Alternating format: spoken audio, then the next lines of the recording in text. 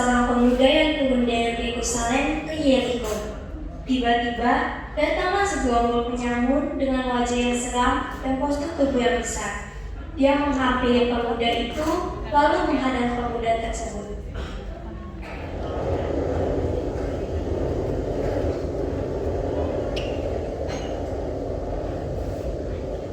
Heh, ini wilayah kekuasaan kita.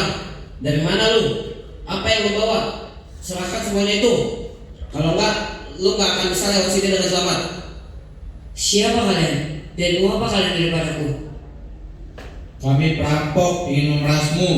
Emang muka udah serem gini gak kelihatan kita siapa? Udah cepat, mana uangnya? Saya bukan anak sultan, Tuhan.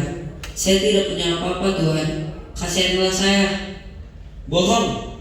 Masa iya seorang pemuda seperti kamu miskin? Udah ayo kita pukulin aja daripada gak dapet apa-apa. Ayo gas.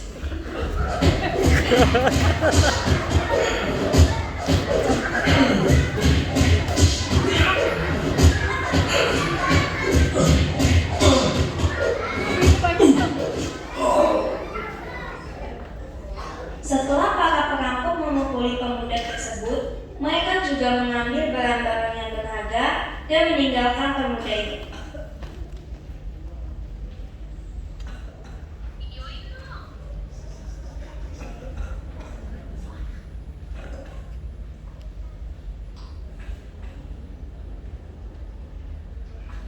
Lalu, hanya beberapa saat kemudian,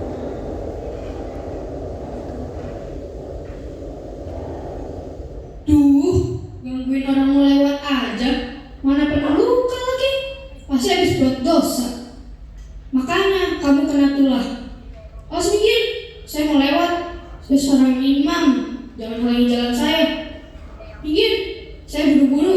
Udah ditunggu orang buat upacara korban bakaran. Tolong saya, Tuhan. Saya tidak mampu berdiri. Tolong obati saya dan bawa saya. Jika Tuhan tidak mau mengobati saya, setidaknya berikan saya pertolongan pertama agar saya tidak mati. Minggir, saya buru-buru. Udah ditunggu orang buat menjalankan upacara korban bakaran.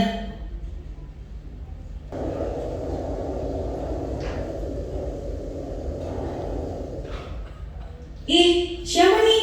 Jelek, betul banget. Ada bau lagi. Udahlah, tinggalin aja.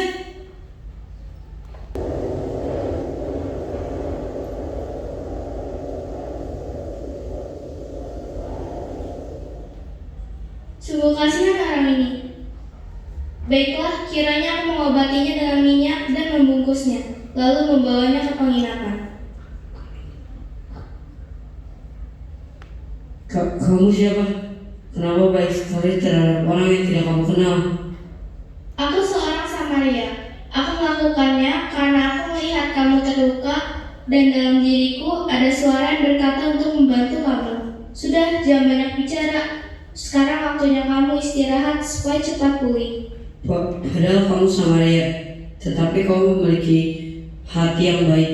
Dalam dirimu tidak ada kebencian. Mohon kamu Samaria adalah orang yang sangat dan sungguh dibenci orang Yahudi. Padahal mereka sama-sama memiliki darah bangsa Israel. Tetapi yang membedakan orang Samaria dengan Yahudi, mereka orang-orang Yahudi mengatakan kalau orang Samaria bukan Israel asli, melainkan gabungan dari bangsa lain. Oleh sebab itu, orang Yahudi yang menganggap dirinya suci tidak mau berteman dengan orang yang campuran. Tuhan kita ngajarin untuk saling mengasihi, bukan memusuhi. Nah, sekarang waktunya kita balik ke cerita.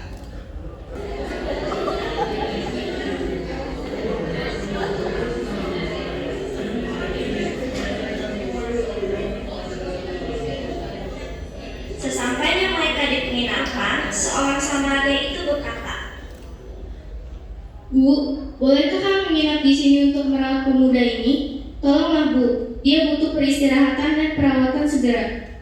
Tentu saja Bu, boleh. Di sini masih banyak kamar untuk tempat menginap dan membaringkan saudara ibu yang sedang sakit ini. setelah itu menginaplah mereka di sana.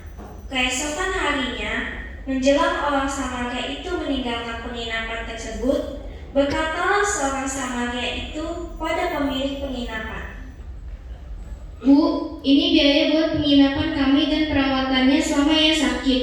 Dan apabila uangnya tidak cukup nantinya buat kebutuhan pemuda itu, kiranya penuhilah kebutuhannya. Nanti aku akan menggantinya pada saat aku akan kembali kemari untuk membawa pemuda itu.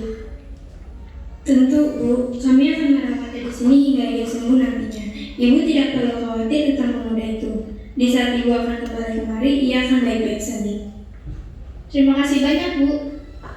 Kasihan kepada sesamanya tanpa membedakan suku, golongan, dan agama. Selain memberikan kabar baik, kita juga diberi tugas untuk mengasihi sesama kita manusia. Kita dapat belajar dan mencontoh hal yang dilakukan orang Samaria tersebut, agar hidup kita menjadi alat dan berkat demi kemuliaan nama Tuhan. Amin.